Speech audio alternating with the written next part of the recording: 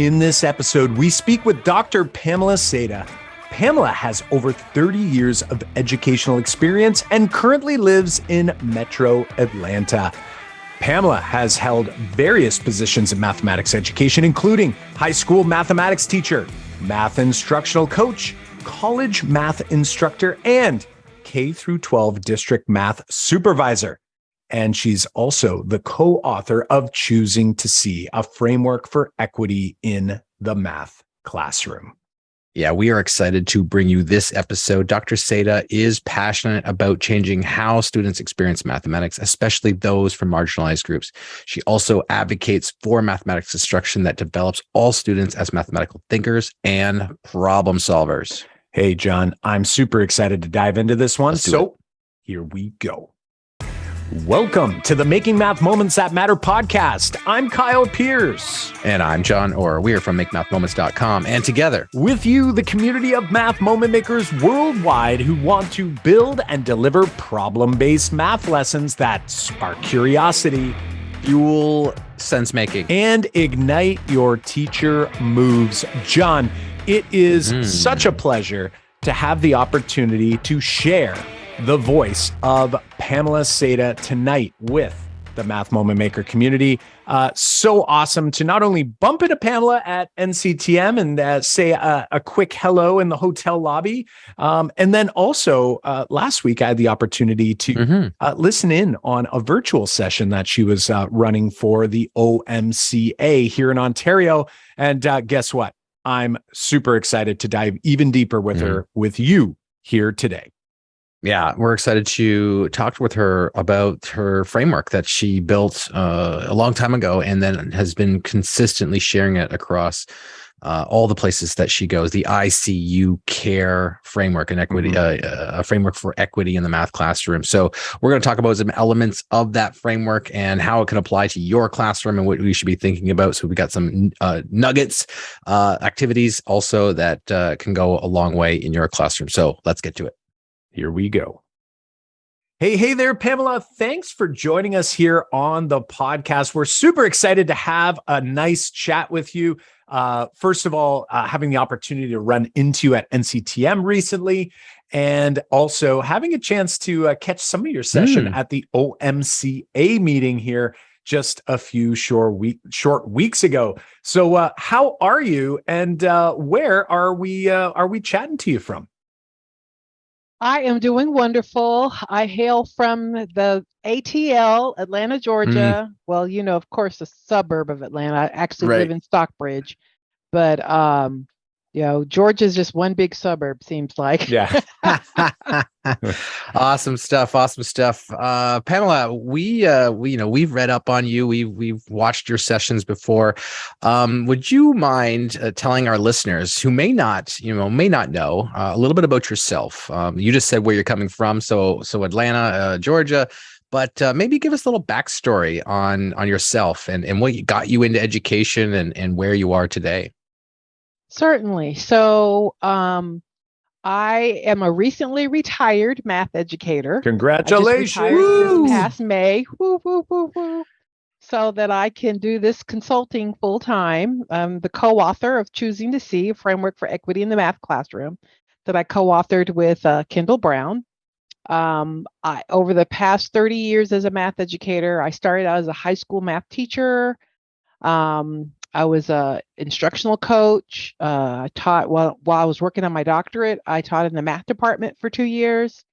And I've been a district math supervisor for 3 different school districts in the Metro Atlanta area. Wow. Nice. And so have always just, I can't tell you a time that math wasn't my favorite subject. Math was just always my favorite subject. So it seemed natural for me to teach it. But I did, for a short stint, decide I wanted to major in engineering. And so I went to Georgia Tech, which is what brought me to Atlanta. And then I came to my senses in the middle of my junior year and decided I wanted to teach. So. Well, we are lucky that did take place. So nice that you had an opportunity to kind of try something and then realize, you know what, I'm going to I'm going to hop over here and hang out with all the wonderful educators in the math community. That is fantastic. So you've already sort of given us a bit, and myself knowing some of the things and reading some of your past work. I know this about you, that math has been something that you've always been very fond of. So I'm very curious to hear, when we ask you about your own math moment, it sounds like there's probably many of them, but I'm wondering, when we say your math teacher or your math learning experience, what would be a math moment that pops into your mind that you're able to share here with our wonderful audience? Yeah, I can recall in 6th grade. I think that was the first time I can remember participating in inquiry-based learning. And it still sticks out in my mind. I remember our teacher asked us to go home and find some circles, some tops, some lids. And so they were all different sizes. So I think I brought the top to an oatmeal container or something like that. And she had us take some string and measure the circumference of it. And then she had us measure the diameter and divide that number. And then we put all our numbers on the board. And lo and behold, my eyes just got really big, because we all got, really close to 3.1 something. And I still remember that moment. I just still remember the power of that, being amazed. And so it was from that moment on, it was very crystal clear to me where pi came from. It was never something that was just memorized. And I wish I could say that I had many more experiences like that in my math education, but that's the only one I can really remember having. All my other experiences were pretty much traditional. Teacher, get on the board, tell you, how to do the steps. But for me, just because I love math so much, if it didn't make sense to me, I made it make sense. I would kind of make up stories or things that I would connect it to on my own to make math make sense to me. Pamela, what do you like? You said that math was your favorite and always was, and you shared your moment there that, and it was, I don't think it's a surprise to all of us and all of our listeners that, you had that one moment, and probably not too many moments like that in the future. I think Kyle and I would echo that in our experience as well. But what would you say, like, when you say math was just always your favorite, like, what do you think, like, what is it about math that, like, just grabbed you? What is it about, like, just the subject itself and your experience that kind of said, like, this is why I've always loved this? I think for me, it was the certainty of it, the security, the fact that if I knew that I followed a certain path, that I could, quote unquote, get to the right answer. It's not even just to get to the right answer. I think it was more that there are rules of math, there are theorems, there are things that consistently work. Right. And that I could count on. Right. And so because there were these things that I could always count on, I could use those to reason my way and to solve problems. And I think for me, it was just, out of all the subjects, math, like if I took a math test, I knew if I knew it or if I didn't. Like I always knew how well I did. I could say, oh, nope, I bombed that one. Or no, I knew that I knew it. And I think it was just that certainty that it's powerful. I really liked. Yeah, I like that. It's like, like a predictability, like you kind of know. And if you put in, it's almost like if you put in a certain amount of effort, you sort of know, like, you're going to get something on the other end, right? Like you can put that effort in there. And yeah, I really like that. And it's interesting because you had mentioned about the inquiry experience with pi that you had, and how, you don't remember, and maybe there were some others that were out there and maybe they just didn't resonate in the same way. But then when you think about that as your moment, and yet I kind of look at someone like yourself or someone like John or myself, we sort of had very similar experiences.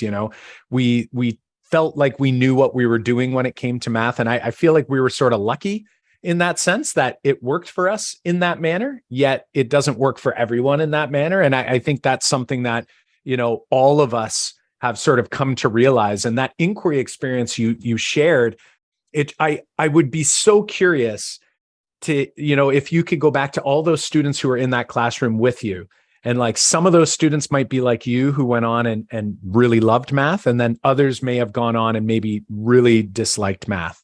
But I wonder about that one experience, if like everyone or if a good chunk of people felt good about that because of that inquiry experience. So it's something we can't really find the answer to, but it's something that always makes me really curious, because I truly believe that sort of experience allows everyone to come together and sort of go, oh, like this stuff is pretty awesome. Like there's something really cool about it. So my wonder is, how did your experience, whether it be this math moment with inquiry or just your love of math, how did that influence your experience in the classroom as an educator? Like, did you early on have the foresight to sort of reflect on those things and bring that to your classroom? I openly say it all the time. I didn't early on. Like, I was immature as a teacher and I didn't think of those things. Did that influence your teaching, or was this something that sort of you learned, through experiences and through some of, the challenges that you bumped into along the way? Well, I will say when it comes to inquiry-based learning, that definitely was not on my radar when I was started teaching. Right. That wasn't something until later when I started attending professional learning conferences and started being around other people, like-minded people. The inquiry-based learning was something that definitely came much later in my teaching career. But the one thing that I can say from day one in the classroom was that it had to make sense. Like the stories and things that I used to create on my own to make sense out of the mathematics, I passed those on to my students. And that's how I taught. So it was, I never taught in a way where it's like, just do the steps and just memorize them. I never taught that way because that never really worked for me. If it didn't make sense, because I loved math, I had to make it make sense to me. So I would grapple with it or create something. And so those are things that I passed on to my students. Yeah. Yeah, that's important, because we often reflect, and I was like Kyle, where I was a very traditional teacher, but I remember saying, in my first few years, and like when especially completing the square was something that I would teach, and I'd be like, oh man, I just got to get through this today because somebody's going to ask why I got to do half of this B term and I got to square it and put it in here. And I'm just be like, just do it, like, and I had a degree in mathematics. I don't know why. And I knew I was like, okay, we just got to do it this way, guy. Like, and I kind of shake my head back, when I think back, and I wish going back that I could, have taught like what you're saying you taught, like is make sure that it made sense so that my students could make sense, which is, the pathway I'm on now, but wish I could go back in time, as I think all of us wish we could go back in time for certain things with certain students. Pamela, we'd love to keep kind of riffing on the old days here, but we'd love to also talk about the framework that you've been building and have built, the ICU care framework that I think you spent so much of your dissertation back in 2008 on, and continue to advocate for educators all over. We just recently, watched you in Los Angeles at the NCTM conference. At what point did you decide to say, you know what? Yes, I have to develop this framework and share it with the world? Well, I will say when I went into my doctoral program, it was for the purpose of finding answers to the achievement gap. Like I had read a lot of things out there, but it wasn't acceptable to me that there was this gap, that had been very persistent. So that was the reason I embarked on a PhD program, was to find some answers. And so when I was in that program, when I first heard about Gloria Ladson-Billings' work, culturally relevant pedagogy, I was like, oh my gosh, this so resonates with me. And so I think just in finding this framework and being able to adapt, because I actually found the framework in the multicultural teacher education literature. and that I adapted it to a math class because when I first saw it, someone had adapted it for English language arts class. And I was like, well, if they can do it for ELA, I can do it for math. Right. And so after I graduated, I started sharing it wherever I could. At that time I was instructional coach, so I used to share it with teachers that I worked with in my district. They pretty much gave me free reign. They didn't have many people who were offering professional learning around mathematics, and they said, we need some more math courses. You can do whatever you want. And so I would share the framework there. And at that time, it wasn't ICU care. It was just these 7 principles. Right. But one of the teachers who came to my session said, Dr. Seda, this is really good, but you got to help us out. You got to give us an acronym or something to help us remember this. So that's when I went back to the drawing board and out popped ICU care. That's what we do in education, right? I love it. And the beauty is like, okay, I've heard, 3-letter acronyms and 4-letter, but when you have, this is great because it's easy to remember, but it has so many great elements in it. So just for those who are listening, they're going, okay, ICU care, like, what is this? So I'm just going to read it off, but then I want to dig into some of these. The reality is there's so much here. Yeah. We're probably going to have to sort of, pick what's on your mind lately to dig into. But for those who are listening, the I, include others as experts. For C, it's be critically conscious, understand your students well. I love this idea of, like, again, getting to know your learner is so important. Use culturally relevant curricula, assess, activate, and build on prior knowledge, release control, and expect more. Like, talk about the full spectrum. From getting to know who your students are, making sure you're aware of who your students are and being conscious of how and what we're teaching, ensuring that we're not, in control in the classroom. I want to hear from you, like, what's on your mind right now, relevant or related to this framework that you want to dig into? Like, what's sort of like the thing that you're like most interested in trying to inspire educators to do more of in the classroom? Yeah, I think, to me, what's on my mind right now is why an equity framework is needed. And I think about that. Yeah, I actually started teaching in 1991, right when the principles standards, NCTM standards came out. And that was my Bible. And so we've been doing reform efforts for 30 plus years and haven't seen the achievement gap narrow. Matter of fact, in some places it's even widened. And so one of the things that I realize is that there's a lot of good math ed research that's out there, but because of stereotypes, sometimes even our best efforts or our best intentions don't impact the students from marginalized groups because we don't take into consideration the role that stereotypes play and how they operate on our students and how they operate on us.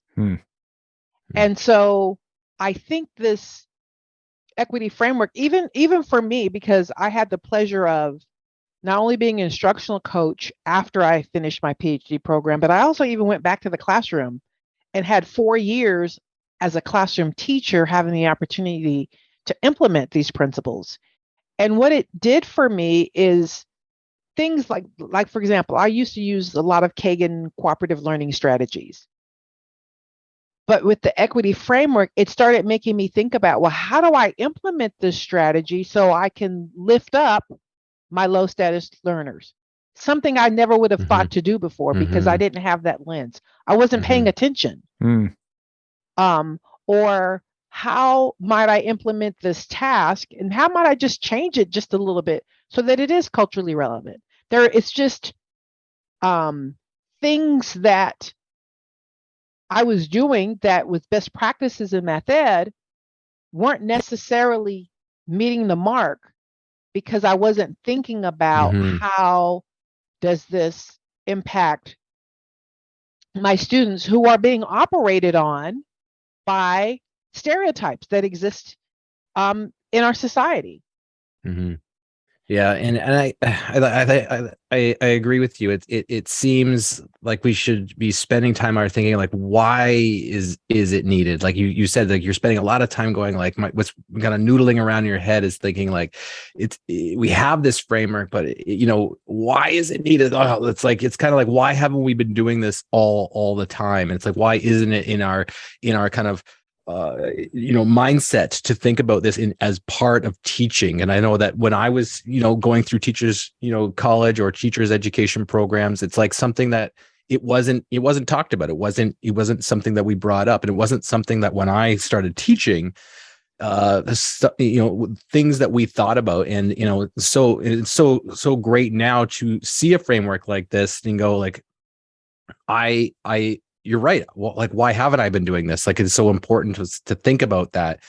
And when we kind of think about these elements, it's like, okay, well, I maybe I wasn't doing this way, but now I know I should be thinking about that. And I think that's an important thing for all teachers to kind of bring into their classrooms. And one of the, the first one here, which you have, is include others as experts. I wonder if you could elaborate on that a little bit for us, because I think like you talked about, being critically conscious, and we talked about understanding our students well, but what about including others as experts? That first one you have here, would you be able to elaborate that on it and why that one's important for us as educators in the math classroom?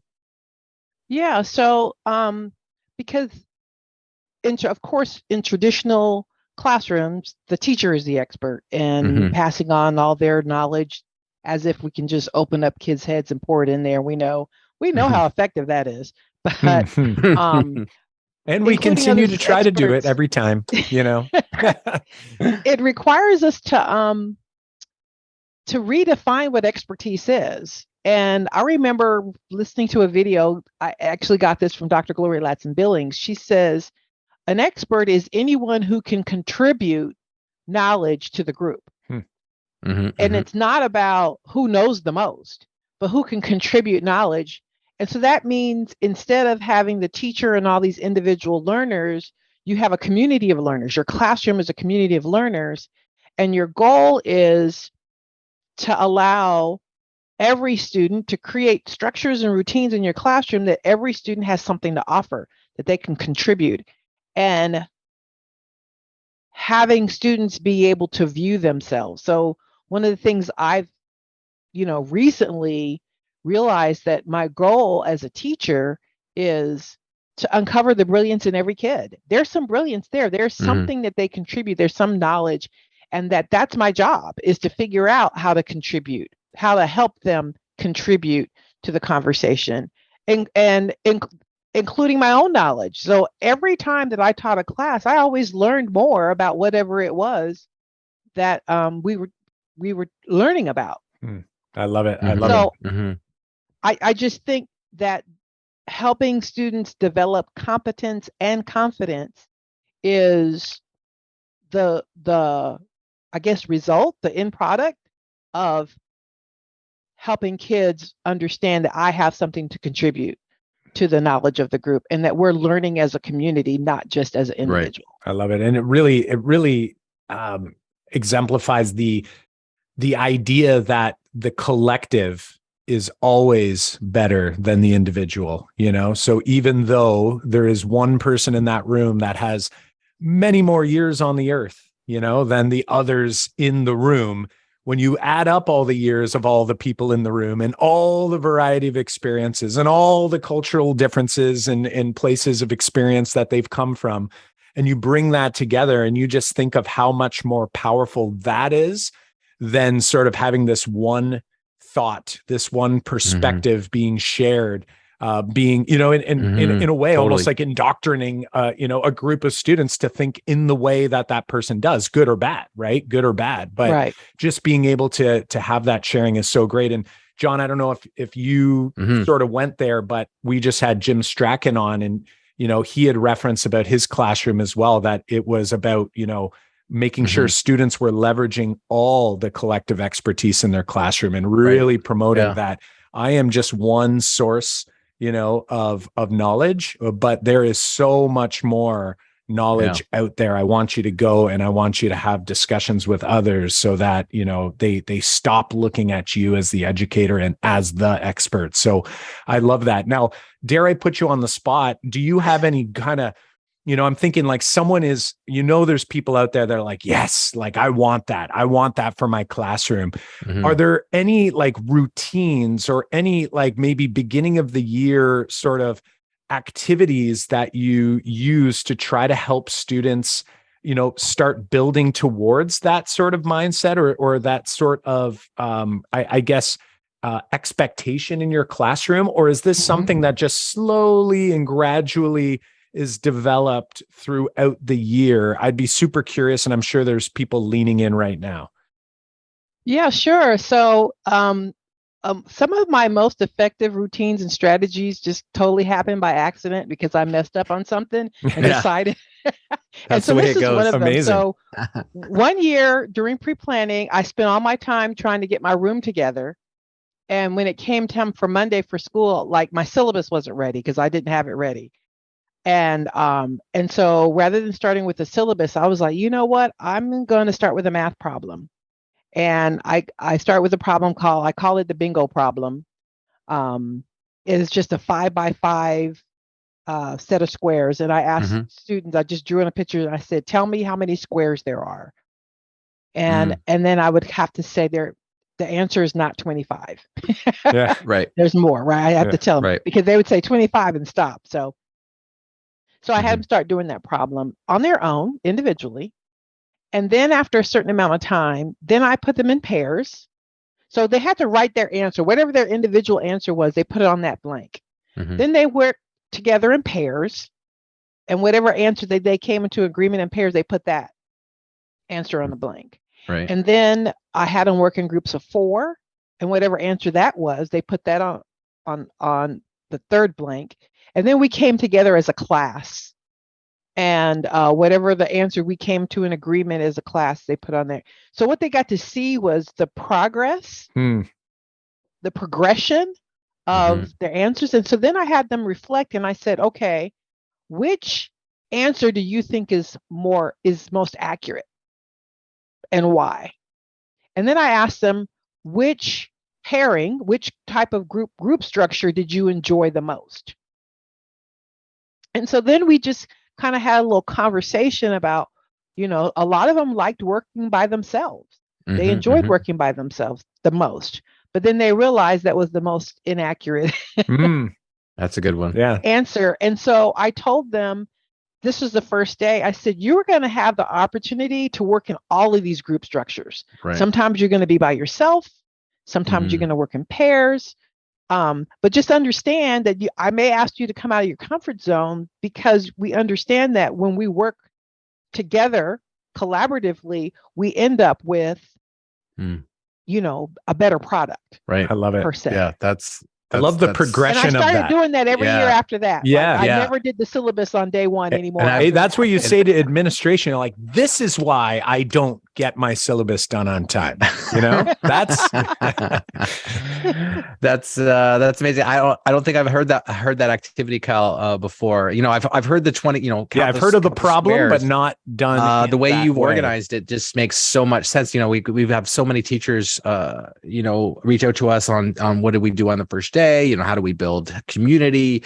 I work with how do you convince students to work in pairs all the time or in groups or collaborative activities? Like I like the way you've structured that. I think it does hit on so many things by saying, you are going to have these different experiences. You are going to get to work alone. Just, we're not going to work in groups every single day. You're going to have work time, but you're not going to work by yourself every single day. And it's that progression of like going, it is more accurate. We get more, more information. Two minds are better than one is our big aha moment. And a lot of students want to, especially when I've experienced when we move up the grade levels, I got a lot of senior students who would rather work independently and go, I just want to get it done. I'm just like, I want to crunch this out. And they're like, I don't have time to work with that guy over there and that guy and that person over there. And I think that activity can be powerful to bring back throughout the year and go, remember the 25 squares Mm-hmm. and remember how much more we got out of working together than we had just individually. I think that's super powerful. Well, and I think as well, like when you think of the progression of kind of working, individually and then kind of work and branching out and noticing that as we add more perspective, as we add more expertise to the conversation, that things become more precise, more accurate. And then on the other side too, it also kind of had me reflecting that, I think we've all been in a situation where you get together with a large group of people to make a decision on something, but you haven't had enough time to reflect on it on your own. Right. And it almost highlights, I think we do this a lot in our classrooms to try to be quote unquote collaborative. So, we put students right into groups without giving them an opportunity to kind of like do some independent thoughts, and it's not that you have to come out with the right answer. That's not the intent. It's just to be able to get your head wrapped around what's going on, to, get yourself comfortable, almost like to give you an opportunity to, I don't want to say take a side, but to sort of like have a stance on something, right? So I could come to this conversation and bring something of value instead of bringing you I'm not sure. Why don't we try this? Or you're saying like, I haven't even wrapped my mind around what we're doing yet. And now I have to interact with you as well. Exactly. You're kind of balancing a couple things, right? You have like the social, norms you have to sort of deal with and navigate. And then you also have to like think about the actual mathematics. So, it's interesting. It makes me rethink how I lead activities. I typically will go straight to some groups, and it makes me think like about how important that independent time to kind of get yourself comfortable with what's happening. Maybe try something just, just very rough. And then to be able to come together and sort of go, hey, I feel like I have an idea to share in the group, instead of sort of coming in and feeling like I'm spinning my tires or I'm getting nervous or anxious that I don't have something of value to offer. So I think a lot of quick wins on that one. So way to think on your feet there, my friend. And thank you for a late syllabus. Well, thank you. I know that oftentimes students, when you were just talking to me, it was like students need to have some time to make sense, right? Make sense of the problem before they have something to even contribute. But oftentimes, I don't know about your students, but my students would think, I'm just supposed to look at the problem and it's supposed to automatically make sense to me. Not understanding that oftentimes there's something you need to do. You might need to draw a picture. You might need to try some things. You might need, usually there is some process that you have to go through, some effort to even make sense of the problem. And I think that's important to communicate to kids, because if you don't, some kids will mistakenly think, well, I looked at this problem, it doesn't make sense to me, so I must be dumb. I must not be a math person. Right. It really, I'm just reflecting myself, really important ideas. John's in a space there. I was just like, I just keep reflecting, good stuff. Pamela, I'm wondering about, the R in the ICU care model, the release control, about, empowering students to take ownership in their learning. I think that's something like I didn't, as well in my pathway, didn't realize the power of that until later. But I think some people might say like release control, like, do you mean like gradual release of responsibility? Well, I wonder if you want to enlighten us about like why that one is such a powerful element to include in the framework. Certainly. So firstly, I think we really deceive ourselves into thinking that we have control, because learning takes place inside a child's mind. So the fact that I can control something that happens in someone's head is just kind of ludicrous. So that's to begin with. That's inception. Right? Unless I can read minds, I can't control learning. But what can I control? I can control the environment. I can control the experience, what kids experience. So that's firstly, it's just be honest with ourselves. We really can't control what happens inside of a student's mind. So a lot of that has to do with just being honest. And then the other part is, if we really want students to own their learning, which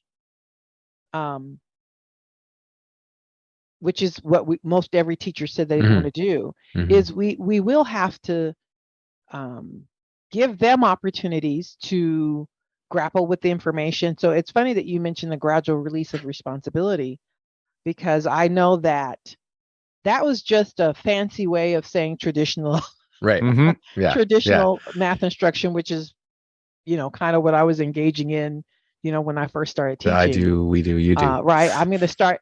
The problem with gradual release of responsibility, it starts with the teacher. Like that's Mhm. the problem to me, is when instruction begins with me as the teacher. Right. But I Your know that circumference lesson didn't happen, or your pi lesson or an experience didn't happen if it was led in that way, absolutely, absolutely. So, but gradual release of responsibility was so entrenched and so embedded into so many places that I Mhm. was responsible for. I knew that I couldn't just go into a school that had these posters. I do, you do, we do, or I do, we do, you do. That I couldn't just come in there and say, "Hey, you're doing it wrong." So Yeah, it's not a good strategy. No.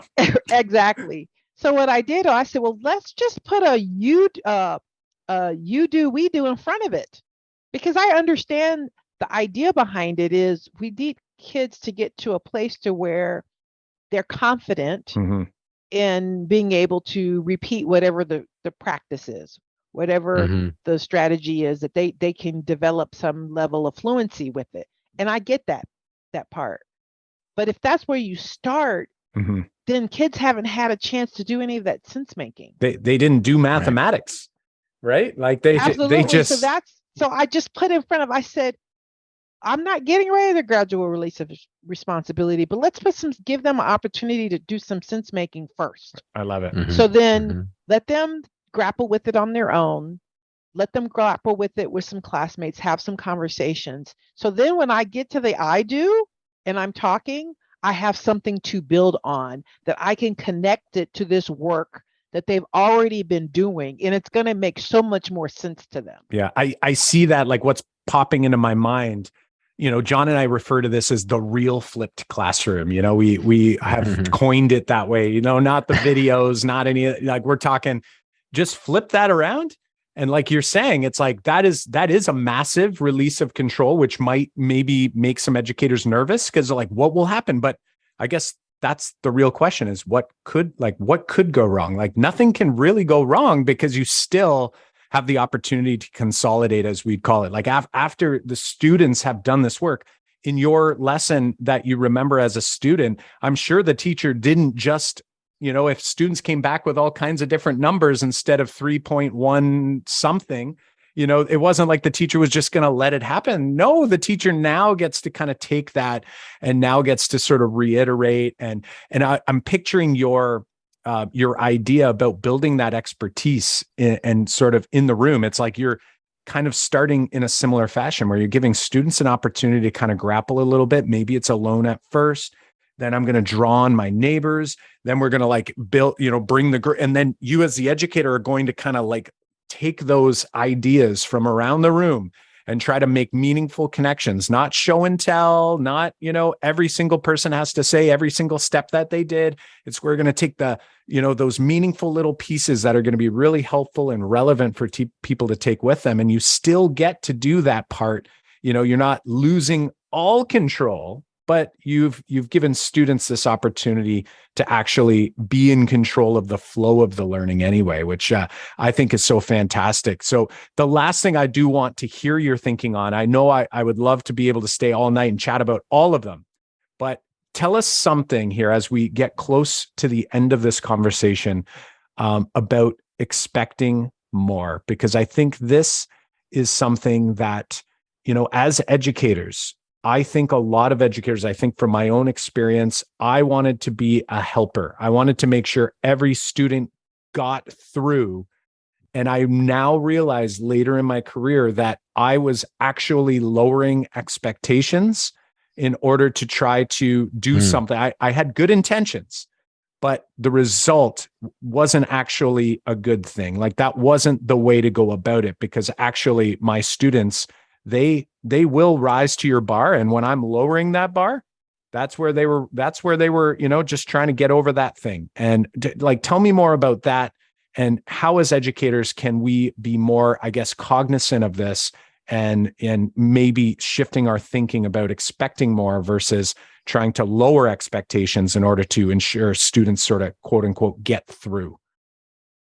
Yeah, so there are two things that come to mind. First is I'm thinking about that warm demander, and that for students, being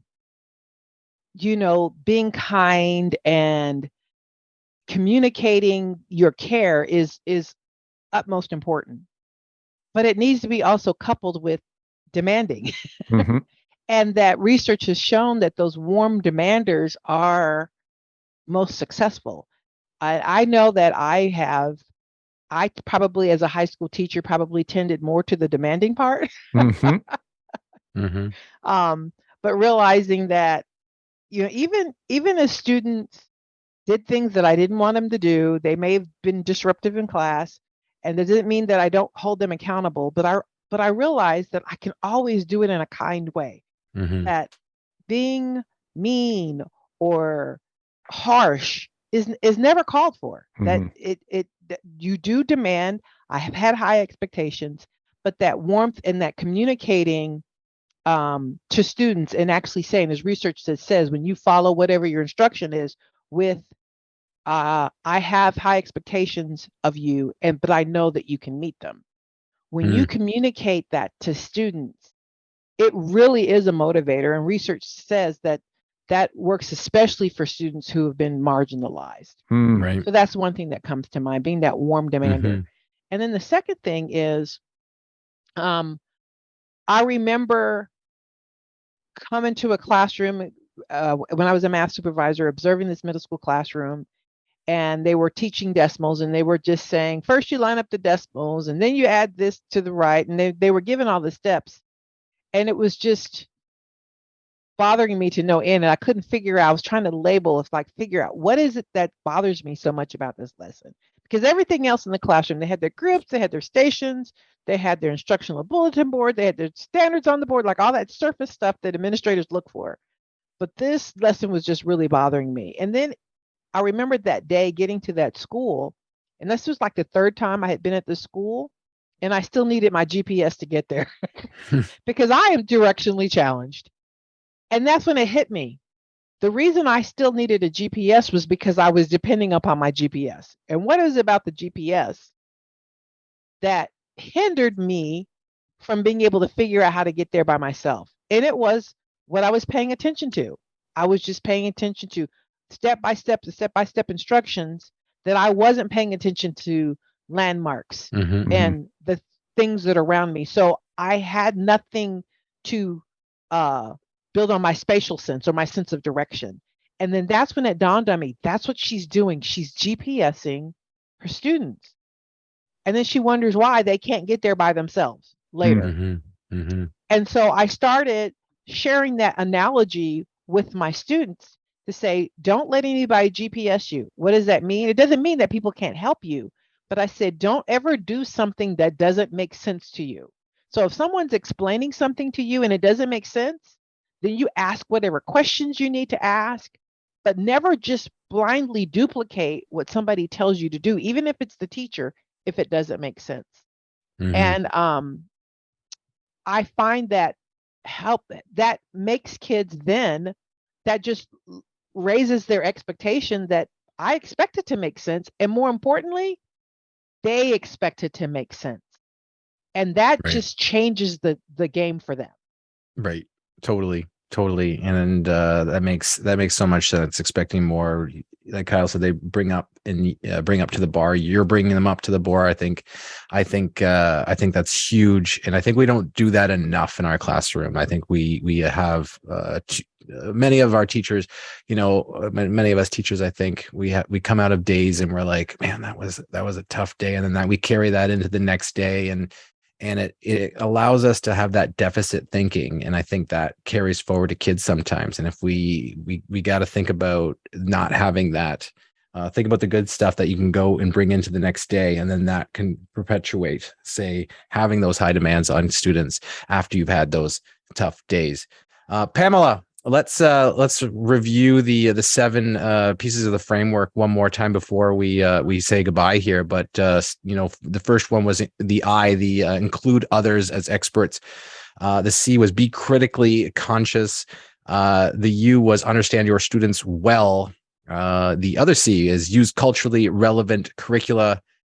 A is assess, activate, and build on prior knowledge. R is release control. And E is expect more. The 7 pieces of the ICU care framework. Pamela, before we hang up here and say our goodbyes, what would be one big takeaway that you'd like to leave a final thought with the Make Math Moments community? I will say that try something. One of the reasons we wrote the book and gave a lot of specific strategies is that there is no one right way of doing this. The framework is a way to think about the work. A lot of the things that I shared in the book was, like even I said earlier, was trial and error. And sometimes you never know what's going to impact a kid. You never know how if something's going to get through. But these are some things to try. And you may have to tweak them, but it's important to get started. Just to start the work, start somewhere. And I've given a plethora of ideas of things to start. I love it. I love it. And yes, you have. You've given so many ideas here. And I think this big takeaway, we cannot stress it enough, because everything we do on, in this podcast, for example, we talk about ideas, and it's not to overwhelm. And I worry oftentimes that educators really stress themselves out when they think about all the things they could have, should have, would have done. And then it almost puts them in a bit of like paralysis analysis mode, right? Where they're, what do I do? Where do I go? And you are absolutely right. It's like you just start and you will figure things out as you go. There is no perfect right first start. And I think you had mentioned it a couple times in the episode, and I hope people reflect on this, that a lot of the work you're sharing in the book was through making mistakes and trying and experimenting, and it not working the first time and changing it the second time and forgetting to do the syllabus. Like we all have those challenges. Like I think every educator who's listening, they can relate to those things. And I think so often when we share strategies, it's so easy to make it look like it was always so clear cut, organized, and straightforward, when in reality it is so much difficult work. So thank you so much for sharing that big takeaway. And again, Math Moment Maker community, reflect on that. It's just about starting. It's not about perfection. And you know what? Hey, guess what? Give it some thought yourself, and then start opening up to your community of educators, and that expertise is going to start spreading. You're going to start seeing all of the different expertise that people can bring to the group. So awesome stuff here, Pamela. Pamela, co-author of Choosing to See, the ICU Care Framework, and an amazing wealth of knowledge that you've shared with us here to help build our understanding and the Math Moment Makers expertise across the world here. So thank you so much. Where can people find more about you and your work? Yeah, so my website is sedaeducationalconsulting.com. But to make it easy, you just put in pamseda.com, PAMSEDA.com. You can get to my website. And so there's my contact information, and you can find out more about the ICU Care Framework. And then I also have my store there so that you can buy the book there, as well as other educational products to support the ICU Care Framework. Amazing stuff. Thanks so much, Pamela, for joining us here. And we wish you all the best in the coming rest of this year and next. Well, thank you. I was so glad to be here. Well, as always, Math Moment Makers, we learned so much. And as we had mentioned, and one of those themes that I heard in this episode was this idea of the collective expertise of the group. We are doing that each and every week here on the podcast. And today's episode really allowed that to shine through. So for me, that's my big takeaway. And that's one of the ideas that I'm going to be hanging on to with so many other nuggets. So my question for you is, how are you going to make sure that the big ideas from this episode don't wash away like footprints in the sand? Are you going to chat with a colleague? Are you going to leave a comment on the show notes page for this particular episode? Or are you going to go over to YouTube, hit like, and comment on the podcast video? However you choose to do it, we are looking forward to seeing your thinking and also taking a few minutes and responding.